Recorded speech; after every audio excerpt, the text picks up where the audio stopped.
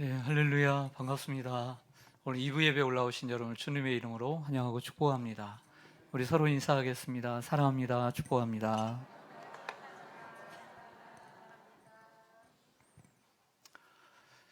예, 우리 대한민국은 오늘 아침 숙연해 줄 수밖에 없는 뉴스를 접할 수밖에 없었습니다. 헬로윈 데이를 앞두고 주말을 맞아 이태원에 모인 10만여 명의 인파 가운데 10시 19분 정도 어젯밤에 익사사고가 났습니다. 이로 인해서 149명의 젊은이들이 사망을 하고 79명이 부상을 입었습니다. 단지 그 자리에 갔던 친구들이 잘못됐다라고 단정 지을 수는 없습니다. 하지만 우리 대한민국이라고 하는 이 큰 배가 어디를 향해 가고 있는지 가늠할 수 있는 시간입니다. 요즘 사람들은 들떠 있습니다. 주말이면 들떠 있습니다.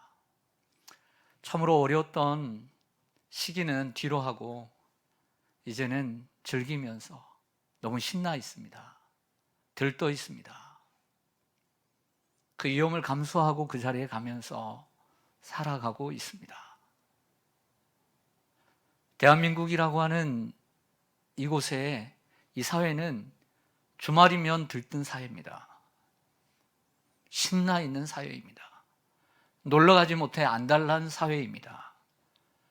남들이 하는 것 못하면 자존심 상해하는 사회입니다.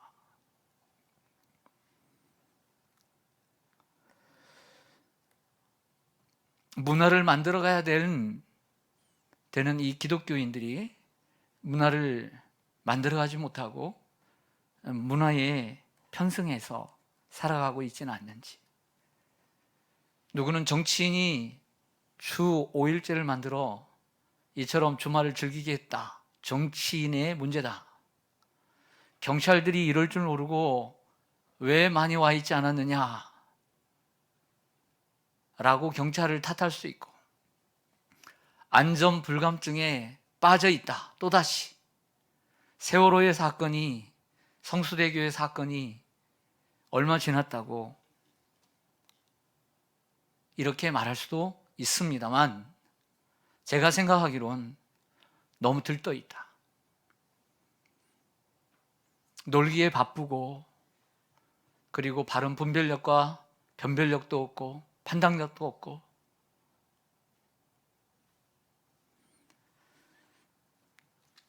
우리 대한민국이라는 사회에 주시는 하나님의 사인이 아닌가 하면서 여러 가지 생각을 하게 되는 아침입니다. 오늘은 종교개혁을 감사하고 또 기념하는 505주년 종교개혁 주일입니다. 만약 종교개혁이 없었다면 우리는 타락한 종교의 모습대로 살았을 것이고, 복음의 진리를 제대로 깨닫지 못하고 믿음이 아닌 행위를 통한 구원이 맞다고 생각하고 살았을 것입니다. 종교개혁은 지금부터 505년 전 1517년 10월 31일, 10월 마지막 날, 독일의 비텐베르크 성당 소속 신부였던 마르틴 루터가 교황에게 보내는 95개 조항의 의견서, 질문지 혹은 반박문을 비텐베르크 성당 외벽에 붙임으로써 시작되었습니다. 루터가 본격적으로 시작했을 뿐이지 사실은 그 전부터 이러한 중세교회의 타락을 보며 운동이 일어났던 것은 사실입니다. 하지만 이러한 루터의 모습으로 본격적으로 시작하게 되었고, 그 후에 쯔빙글리, 존 낙스, 그리고 존 칼빈에 의해서 종교개혁은 완성되어 갔습니다. 루터가 쓴 95개 조항의 반박문은 성경의 진리와 어긋난 교회의 문제점들을 하나하나 조목조목 적었던 질문들입니다. 그 일로 인해 루터는 이단으로 정죄되었고 종교재판을 받게 되고 목숨을 건 긴 싸움을 하게 되죠. 이 95개 조항의 내용은 여러분들이 인터넷을 통해서도 쉽게 볼 수 있지만, 오늘은 하루는 2층 게시판, 화장실 들어가는 입구 쪽 게시판에 깨끗하게 인쇄해 놓았으니까 시간 되실 때 보시기를 바랍니다. 아이러니한 것은 종교개혁 당시만큼 종교적인 시대가 없었다는 것입니다. 종교개혁 시대의 종교는 사람들에게 종교는 삶이었고, 그리고 일상이었고, 그리고 종교는 삶의 목적이었습니다.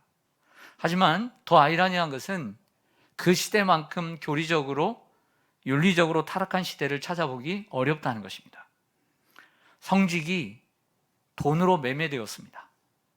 그리고 어떤 주교는 어린 8살짜리 어린 아이를, 그 어린 아이를 대신 주교로 임명하는 일이 일어났습니다. 어떤 사람은 사생활을 열어두었는데 그 사생활을 많이 둔 그 사람이 교황이 되는 일도 있었습니다. 이 종교개혁이 왜 시작되었는지 알려면 종교개혁을 본격적으로 시작한 마틴 루터의 삶을 통해서 잠시나마 여러분들에게 반추해 드릴 수 있을 것 같습니다. 마틴 루터는 1483년 독일에서 태어났습니다. 그가 22살인 1505년 7월 2일 루터에게는 인생을 바꾸는 사건이 일어납니다. 그가 대학을 다니던 시절 친구와 함께 부모 집에 다녀오다가 한 시골길을 걷게 되었습니다. 그 친구와 함께, 친한 친구와 함께 시골길을 걷고 있는데 갑자기 비가 내리기 시작해요. 그 다음 번개까지 치기 시작합니다. 근데 그 번개에 옆에 같이 가던 그 친구가 그 자리에서 사망을 하고 맙니다. 아무도 없던 그 자리에 얼마나 놀랬겠습니까? 20대 초반에 루터가 너무나 깜짝 놀라 어떤 책을 보면 기절까지 했다라고 기록되어 있습니다. 그 두려움이 엄습해 왔습니다.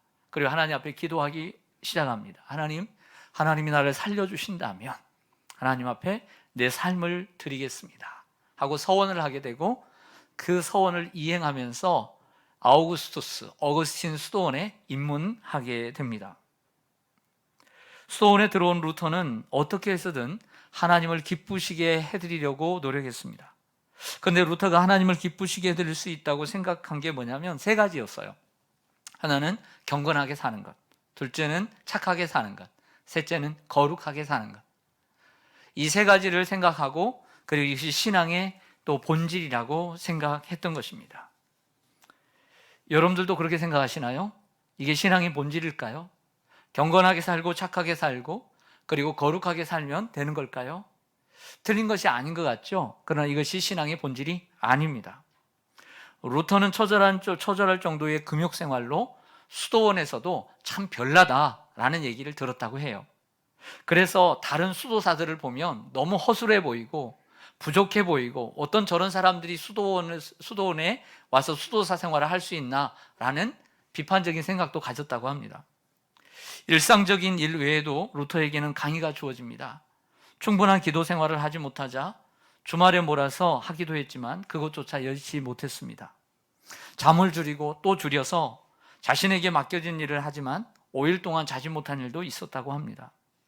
기도를 성스러운 의무로 여겼던 루터에게 기도하지 못한 날이 계속 이어지자 정신적인 압박과 그 두려움이 커져만 갔습니다. 양심에 속박된 루터는 수도원의 사소한 규칙들도 큰 짐으로 다가왔습니다. 모든 것을 완벽하게 지키려 했던 루터는 정해진 금식과 또 금식 기간이 끝나도 그 이후에도 음식조차 손대지 않았다고 합니다. 이러한 루터의 행위들은 하나님께 잘 보여야 한다는 강박감이 있었지만 자신은 전혀 그것을 깨닫지 못했다는 거죠. 제가 이렇게 말씀드리는 것은 루터가 이처럼 변화되어서 사건을 통해서 수도원에 입문을 하고 생활하면서 그의 신앙생활은 두려움과 이러한 강박관념에 쌓여서 그 두려움을 이기고자 하는 종교생활이었다는 것을 말씀드리고 싶어서 하는 거예요. 이건 신앙생활이 아니라는 거죠. 열심히 또한 성경도 읽었습니다. 하지만 그 성경을 읽는 것도 하나님을 알고자 하는 마음보다는 내가 공로를 쌓기 위해서 성경을 읽었던 것입니다. 그러다 한 번은 이게 수도원장의 부탁을 받아서 로마에 다녀오는 일이 생겼다고 합니다. 그래서 이 독일에서 이탈리아 로마까지 가게 되는데, 로마가 어디입니까? 로마는 바로 이 천주교의 성지입니다. 그리고 거기에는 교황이 있습니다. 이 교황이 있는 그곳에 들뜬 마음을 가지고 거룩한 도시인 이 로마에 가서 뭔가를 배우려고 들뜬 마음 가지고 기대를 가지고 가게 되었지만, 루터가 생각했던 그 생각은 금세 깨지고 말았습니다. 루터는 미사를 참관하고 난 후 모든 기대가 무너지고 말았습니다. 사제들은 더 많은 돈을 벌기 위해 그 미사를 빨리빨리 경박하고 그리고 신속하게 미사를 지내는데 여념이 없었습니다. 1시간에 무려 7번의 미사를 집전하는 걸 보았습니다. 루터는 견딜 수 없는 고통을 경험하게 됩니다. 순수했기 때문에. 그곳은 거룩한 도성이 아닌 순교자들의 피로 얼룩진 바벨론이었습니다. 독일로 돌아온 루터는 신학을 할 수 있는 기회를 얻게 됩니다. 원래는 대학에서 인문학을 공부했다가 아버지는 계속 그 길을 가기를 원했지만 아버지가 원치 않는 신학을 가게 되었죠. 근데 신학을 공부할 수 있는 기회가 생기면서 성경을 연구하고 해석학을 공부하면서 그리고 교부들의 신학을 배우게 되었고 신학 박사 학위를 받으면서 비텐베르크 대학의 신학 교수가 됩니다. 신학 교수가 되면서 그에게 주어진 성경은 강의 제목은 시편과 그리고 로마서, 갈라디아서였습니다. 차례대로 시편과 또 로마서, 갈라디아서를 연구하고 강의하게 되면서 그에게 하나님께서 부어주신 은혜는 복음이었습니다. 성경이 말하는 진정한 복음이 무엇인가를, 그 복음의 진수를 깨닫게 하신 것이죠. 단순히 저도 여러분들에게 설교를 하는 입장에서 제가 여러분들이 단순히 성경을 읽는 것과 제가 성경을 읽고 연구하고 여러분들에게 전하는 건 차이가 있는 거예요. 교수도 마찬가지인 것이죠. 더 깊이 있게 성경을 공부하는데 정말 성경이 말하는 이 진리와 그리고 로마 카톨릭이라고 하는 이 교회가 행하는 것이 너무나 간극이 컸다는 것을 느끼면서 얼마나 갈등했겠습니까? 이건 아닌데, 이건 정말 아니야. 그렇게 생각하는 중에 폭탄이 하나 떨어집니다. 바로 그것은 면죄부였습니다. 교회가 면죄부를 판매한 일이었습니다. 면죄부란 말 그대로 죄를 면해주는 종이를 돈으로 주고 사는 것이었습니다. 헌금을 낼 때 당시에는 이 동전이었는데 딸랑 하는 소리와 함께 우리의 죄가 없어진다고 하는 내용이었습니다. 특히 이 천주교회는 천국과 지옥 사이에 연옥이라는 것을 만들었는데 이 연옥에 가 있는 사랑하는 가족들이 살아있는 가족들이 헌금을 낼 때 딸랑 하는 소리를 낼 때 연옥에 가 있는 부모 형제들이 천국으로 올라간다는 교리를 만든 거예요. 그러니까 여러분들 같으면 우리들 같으면 헌금 하겠어요? 안 하겠어요? 누구든지 하게 되죠. 그 헌금이 아깝겠습니까? 천국 간다는데. 그러나 이러한 이 사실이 잘못되어 있다는 것을 루터는 성경을 연구하면서 특별히 로마서와 갈라디아서를 공부하면서 구원은 이러한 헌금으로 가는 것이 아니고 사람들의 중보로 가는 것도 아니고 오직 믿음으로 간다는 것을 너무나 절실히 깨달았기 때문에 그는 고민하지 않을 수 없었던 것입니다. 루터는 비텐베르크 대학의 신학 교수였고 하나님 앞에 신실하게 살고자 했던 사람이었습니다. 그런데 아무리 생각해도 이건 아니었습니다. 면죄부만큼은 아니었던 것이죠. 그래서 95개 조항의 의견서, 이 반박문을 써서 비텐베르크 성당 외벽에 붙이게 되었고 여러분들이 2층에 내려가서 읽어보시면 아시겠지만 그 가장 중요한 핵심에 면죄부가 있습니다. 종교개혁이 왜 일어났는지 그 시대 상황과 함께 좀 더 이해를 돕기 위해서 루터라고 하는 사람에 대해서 소개를 해드렸습니다. 자, 이제 저는 종교개혁의 3대 사상을 여러분들에게 가르쳐드리고 이제 이 시대를 사는 우리가 어떻게 교회를 개혁해 가야 하고 우리가 어떠한 방향으로 신앙생활을 해야 나가야 되는지에 대한 말씀을 드리고자 합니다. 종교개혁의 3대 사상은 이렇습니다. 첫째는 성경입니다. 성경은 모든 신앙 행위의 절대적 표준이다라고 하는 것입니다. 둘째로는 이신칭의입니다. 이신칭의란 오직 믿음으로써 의롭다 칭함을 받는 것으로서 오직 믿음으로만 구원을 얻을 수 있다는 것입니다. 셋째는 만인제사장설입니다. 구약 시대에는 제사장들만이 짐승의 피를 가지고 하나님 앞에 나아가 하나님을 만날 수 있었지만, 신약에 와서는 예수 그리스도를 믿는 누구든지 예수 그리스도께서 열어놓으신 길을 통하여 하나님 앞에 나아갈 수 있는 제사장이 되어서 모든 만인이 제사장이 될 수 있다라고 하는 설이 바로 3대 사상입니다. 이것을 모토로 정했습니다.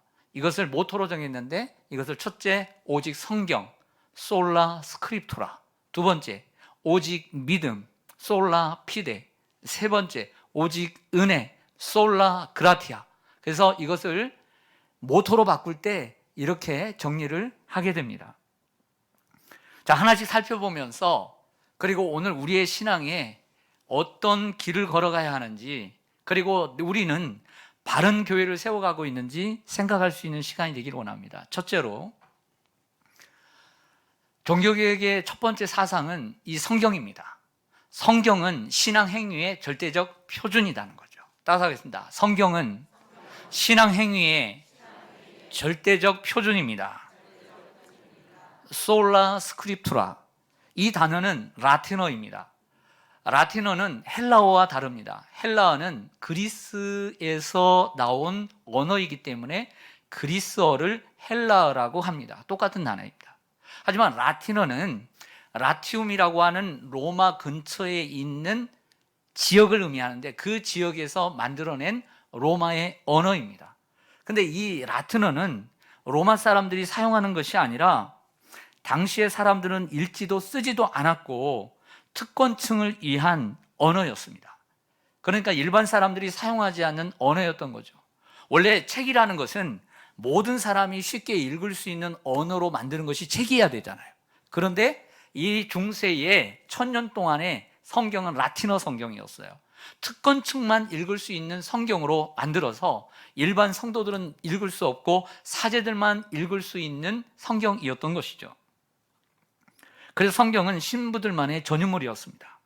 성도들은 성경을 소유할 수도 없고 읽을 수도 없으니까 성경의 내용이 무엇인지도 모르고 사제들이 전해주는 말씀이 무조건 하나님의 말씀으로 믿을 수밖에 없었던 것이죠. 그래서 이 로마 카톨릭은 라틴어라고 하는 이 성경 하나로 중세 1000년 동안 교회를 지배하고 통치하고 자신들의 권력을 유지했던 거예요. 무서운 얘기입니다. 이 성경 하나로, 라틴어 성경 하나로. 중세 시대는 교회가 성경 위에 있었습니다. 로마의 교황의 권위가 위에 있었고, 성경 위에 있었고, 신부들의 말씀이 성경 위에 있었던 것입니다. 그렇다 보니 성경은 온데간데 없고 사람들이 만들어내는 것들이 신앙생활의 표준이 되어 있었던 것이죠. 이것을 바꾸는 것이 종교개혁입니다.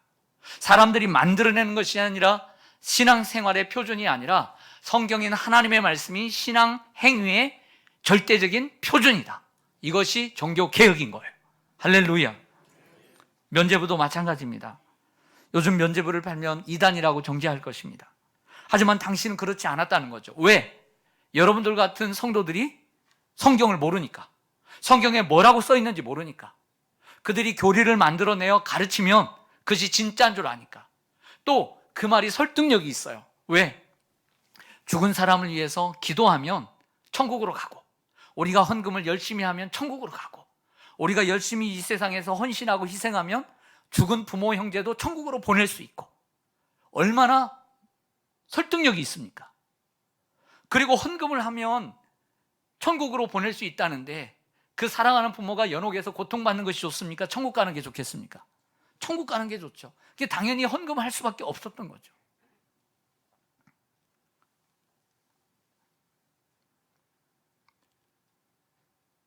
그런데 하나님의 계획은 놀라웠습니다. 루터가 95개 조항의 반박문을 쓸 당시 수십 년 전에 구텐베르그라고 하는 사람, 비텐베르크가 아니라 구텐베르그라고 하는 사람을 통해 인쇄술이 발명되었습니다. 이 인쇄술은 세계에 큰 영향을 미쳤을 뿐만 아니라 95개 조항의 이 반박문이 쓰여져서 인쇄가 되어서 유럽 전역에 퍼져나가게 되었고, 그리고 이러한 불만에 차 있던 성도들이 루터에게 응원을 보내게 되었던 것이죠. 루터는 이단으로 정제되어 피신해 있던 1522년 9월에 헬라어로 된 신약성경을 자기의 자국어인 독일어로 번역을 하게 됩니다. 이것을 9월의 성경이라고 하는데요, 이 덕분에 성경은 성직자들의 전유물에서 평신도들에게 보급되게 되었고요, 종교개혁의 정신은 빠르게 확산되어 갈 수 있었습니다. 여러분들, 영어 성경은 최초에 언제 번역된 줄 아세요? 이것도 16세기인 1560년에 나온 제네바 성경입니다. 영어로 번역되었는데 이 영어는 영국에서 만들어졌습니다. 영국의 국교도들이 너무너무 천주교처럼 타락해 갈 때 비국교도 이 퓨리탄들이 정신을 차리고 성경을 번역해서 자국어로 성경을 읽게 하고, 그들이 참된 신앙을 찾기 위해 메이플라워를 타고 미국으로 갔던 것입니다. 사랑하는 성도 여러분, 지금은 성도들이 다 같이 한두 권 다 성경을 가질 수 있고 또 읽을 수 있고 스스로 해석할 수 있는 성경을 소유하고 있습니다. 얼마나 감사한 일입니까? 그래서 천주교회는 교회와 교황의 권위가 성경 위에 있지만, 우리 개신교회는 성경이 모든 교회와 모든 사람들의 그 권위 위에 있는 거예요. 할렐루야. 그러므로 교회가 성경을 벗어나 말하거나, 혹이라도 제가 이 강단에서 성경을 벗어나 말하거나 행동할 때 여러분들은 태클을 걸어야 합니다. 그리고 교회는 개혁해야 합니다. 그러기 위해서 여러분들은 성경을 읽고 여러분들이 연구하고 배우는 데 힘써야 될 줄로 믿습니다. 여러분들이 바르게 성경을 배우고 익혀나가는 것이 바른 교회를 세워나가는 첩경이기 때문입니다. 두 번째로, 종교개혁의 두 번째 사상은 이신칭의입니다. 따라합니다. 이신칭의. 한자를 보면 믿음으로써 의롭다 칭함을 받는다는 뜻입니다. 우리가 예수 그리스도를 믿음으로써 하나님으로부터 의롭다고 인정과 구원을 받는다는 것이 이신칭의입니다. 이신득구라는 말은 믿음으로써 구원을 얻는다는 한자 성어입니다. 루터가 수도원에 들어가서 세웠던 목표처럼 경건하게 살고 또 착하게 살고 거룩하게 사는 건 중요합니다. 그러나 그것으로 구원을 얻는 것이 아닙니다. 착한 일을 많이 한다고 구원 얻지 못합니다. 경건하게 산다고 구원 얻지 못합니다. 거룩하게 산다고 구원 얻지 못합니다. 죄를 짓지 않는다고 구원을 얻을 수 없습니다. 그것을 직접 깨달은 사람이 마틴 루터이고, 그 이전에 이러한 사실을 깨달은 사람이 바로 바울입니다. 갈라디아서 2장 16절을 한번 보실까요? 갈라디아서 바울이 이렇게 얘기합니다. 사람이 의롭게 되는 것은 율법의 행위로, 사람의 행위로 말미암음이 아니요 오직 예수 그리스도를 뭐함으로? 믿음으로 말미암는 줄을 알므로 우리도 그리스도 예수를 믿나니 이는 우리가 율법의 행위로서가 아니고 그리스도를 믿음으로써 의롭다함을 얻으려 함이라. 다시 한번 사도 바울은 앞에서 했던 말을 다시 반복하는 습관이 있어요. 우리가 율법의 행위로서가 아니고 그리스도를 믿음으로써 의롭다함을 얻으려 함이라 라고 얘기합니다. 율법의 행위로는 의롭다함을 얻을 육체가 없느니라. 아멘. 예수님 당시에 서기관과 바리새인들처럼 중세에도 종교 지도자들이 행위로 구원을 얻는 것처럼 가르쳤습니다. 그래서 금욕 생활을 강조했고 또 행위를 통해 구원을 얻을 수 있다고 가르쳤던 거죠. 사실은 루터도 수도원에 들어가서도 그렇게 믿고 살았어요. 그러나 성경을 통해 눈이 열리자 가짜라는 걸 알았던 것이죠. 그게 아니고 사람의 행위로 무릎으로 계단을 오르면서 피가 낭자하게 흘리면 흘릴수록 천당의 높은 곳에 오르는 것이 아니라 예수 그리스도의 십자가를 굳게 믿을 때 천국에 갈 수 있다는 것을 알게 된 것입니다.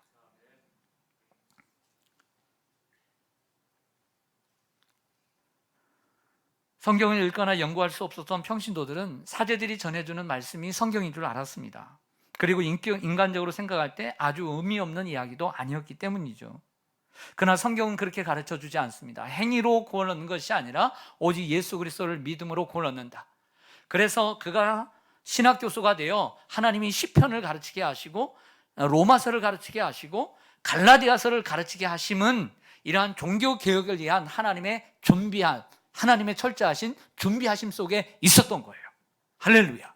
거기에 복음의 진수가 있기 때문이에요. 그래서 오늘 이 로마서 1장 16절의 말씀이고 갈라디아서 2장 16절의 말씀인 것이죠. 그러므로 우리도 중세교회로 돌아가면 안 됩니다. 초대교회로 돌아가고 성경으로 돌아가야 될 줄로 믿습니다. 근데 자꾸 우리도 모르게 중세교회처럼 행위로 돌아가려고 그래요. 우리에 대한 두려움, 어떤 부족함을 행위로 채우려고 하는 그런 마음은 알 수 있습니다. 있으면 알 수 있습니다. 하지만 그러한 모습으로는 구원 얻을 수가 없는 거죠. 행위가 따르는 믿음이 돼야 되는 건 사실입니다. 너무 행위를 강조하니까 로마서 갈라디아서에서 믿음을 강조했던 거예요. 그런데 믿음을 너무 강조하니까 행위가 떨어지죠. 그래서 야고보서에서 바울이 야고보가 뭐라고 했냐면 믿음을 강조한 거예요. 행위를 강조한 거죠. 결과적으로 행위로서 구원 얻는 것이 아닙니다. 믿음으로써 구원 얻는데 이러한 행위는 당연히 믿음으로써 구원 얻은 감사로서의 자연스러운 결과로서 나와야 된다는 거예요. 할렐루야. 그러므로 너무 믿음이다, 행위다 라고 싸우지 마시기 바랍니다. 구원은 믿음이에요. 하지만 행위를 따라서 그 믿음이 온전케 된다는 것도 잊지 말아야 될 줄로 믿습니다. 마지막으로 셋째로 종교개혁의 마지막 세 번째 사상은 만인 제사장설입니다. 종교개혁의 가장 중요한 모토 가운데 하나가 바로 은혜입니다. 구약시대에는 그 레위 자손들이 3명이 있는데 그 중에 한 자녀에 모세와 아론이라는 형제가 있어요. 근데 그 모세의 형인 아론의 직계 자손만이 제사장의 제복을 입고 제사장의 역할을 할 수 있었고, 그리고 성소와 지성소에 들어갈 수 있었던 것이죠. 그리고 백성들은 그 제사장의 중재로 인해서 제사도 드리고 중재로 인해서 기도도 드리고 하나님 앞에 나아갈 수 있었던 거예요. 그런데 우리가 예수 그리스도를 믿음으로써, 대제사장이신 예수 그리스도를 믿음으로써 누구든지 그러한 제사장 통과 없이 그 제사장을 거치지 않고 하나님 앞에 직접 나아가 예배 드릴 수 있고 기도도 드릴 수 있고 그리고 회개도 할 수 있게 된 줄로 믿습니다. 이게 만인 제사장설입니다. 그래서 사도 베드로는 이러한 깨달음을 가지고 베드로전서 2장 9절에서 이렇게 피력하죠. 같이 한번 읽겠습니다. 시작.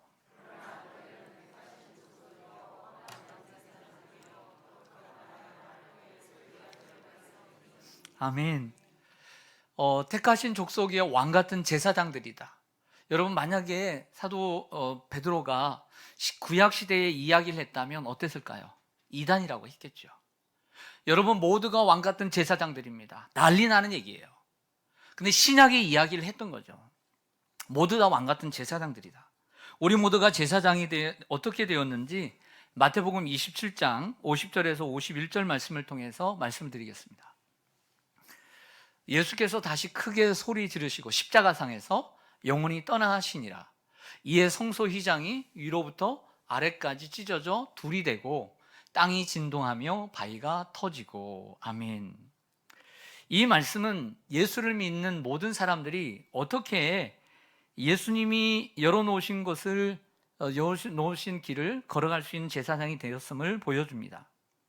사실 여러분, 예수님께서 그 예루살렘 성이 이렇게 있으면 성 안에서 돌아가신 것이 아니라 성 밖에서 돌아가셨습니다. 골고다 언덕에서. 그 골고다 언덕에서 돌아가셨습니다. 근데 예수님이 돌아가시는 순간 이 예루살렘 성 안에 다른 지역에 있던 성전 안에 있는 휘장이 위에서부터 아래까지 찢어져 둘이 되었다라고 얘기하고 있는 것입니다. 예루살렘 성전 안에는 그 마당이 있고 또 제사장만이 들어갈 수 있는 성소가 있고 그리고 대제사장만이 들어갈 수 있는 가장 거룩한 장소인 지성소가 있습니다. 근데 이 성소와 지성소를 가로막는 것이 휘장이라고 하는 것입니다. 아주 두껍게 짜서 만든 것인데 이것은 아무나 들어갈 수 있는 것이 아니죠. 하나님은 바로 그 법궤가 있는, 언약궤가 있는 그곳에 하나님이 계시니까.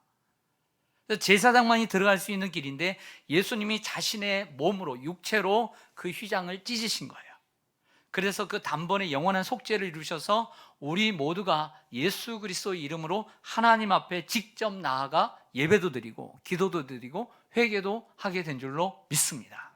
그런데 천주교회는 아직도 고해성사를 하고 있어요. 제사장에게 자기가 제사장이 아니니까 신부에게 가서 죄를 고하고, 이게 말이 됩니까? 성경에 어디가 그런 말씀이 있습니까? 천주교에 대한 바른 분별력을 가져야 합니다. 어디서 마리아에게 기도합니까? 어제 마리아를 믿고 구원을 얻습니까? 우리가 성경을 바르게 알아야 합니다. 제대로 알아야 합니다. 예수님께서 죽으실 때 성전의 휘장이 찢어진 것은 결국 주님께서 하나님 앞으로 나아갈 수 있는 길을 열어주신 사인인 거죠. 그 예수님을 우리가 믿을 때, 예수 그리스도와 함께 죽고 예수 그리스도와 함께 장사되고 예수 그리스도와 함께 다시 일으키심을 받아 그리스도와 연합한 자는 누구의 도움 없이도 직접 하나님 앞에 나아갈 수 있는 길이 열리게 된 줄로 믿습니다. 그런데 문제는 이렇게 되었음에도 불구하고 중세교회와 천주교회는 다시 구약으로 돌아간 것입니다. 신부들이 제사장이 되어 신부들을 통해서 하나님께 나아갈 수 있는 구조를 만들어 성도들을 다스렸던 것이죠. 개신교회는 그들이 말하는 것처럼 천주교에서 나온 작은 집이 아닙니다. 그들이 말하는 것처럼 천주교회는 큰 집이 아닙니다. 우리는 원래 예수님이 만들어 놓으신 초대교회, 예수님이 만들어 놓으신 바로 그 교회, 예수 그리스도의 교회로 돌아가는 것입니다. 환원된 것입니다. 거기에서 나온 것이 아닙니다. 원래 있던 초대교회로 돌아간 것입니다. 천주교회는 부패한 교회입니다. 썩은 교회입니다. 그 썩은 교회에서 나와서 개혁해 나온 교회가 프로테스탄트, 개신교회입니다. 사랑하는 성도 여러분, 칼빈은 이런 말을 했습니다. 개혁교회는 항상 개혁되어야 한다. 루터가 종교개혁을 시작한 지 505년이 지났습니다. 10월의 마지막 날은 잊혀진 계절로만 남을 것이 아니라 우리 기독교인들에게는 10월 마지막 주일은 종교개혁주일, 우리의 신앙생활을 바로 점검하고 그리고 우리가 바른 신앙생활을 하고 있으며 바른 교회를 만들어가고 있으며 하나님이 기뻐하시는 교회로 세워가는지 돌아보는 날이 되어야 될 줄로 믿습니다. 10월 마지막 날은 헬로윈데이가 아닙니다. 세상에 나가서 충동적으로 신바람 나는 것이 아닙니다. 10월 마지막 주일은 우리가 우리 자신을 돌아보는 날입니다. 정리하겠습니다. 첫째로, 성경을 신앙 행위의 표준으로 삼고 살아가고 있는지, 아니면 사람과 조직의 권위가 더 강해져 성경 위에 군림하고 있지 않는지, 그런 교회를 만들어가고 있지 않는지 돌아봐야 합니다. 둘째로, 사람이 의롭게 되는 것은 오직 예수 그리스도를 통해 믿음으로만 의롭게 되는 것인데 자꾸 다른 제사장을 세워 하나님께 행위를 강조함으로 인간의 두려움을 이겨내려고 하고 있지는 않은지 돌아봐야 합니다.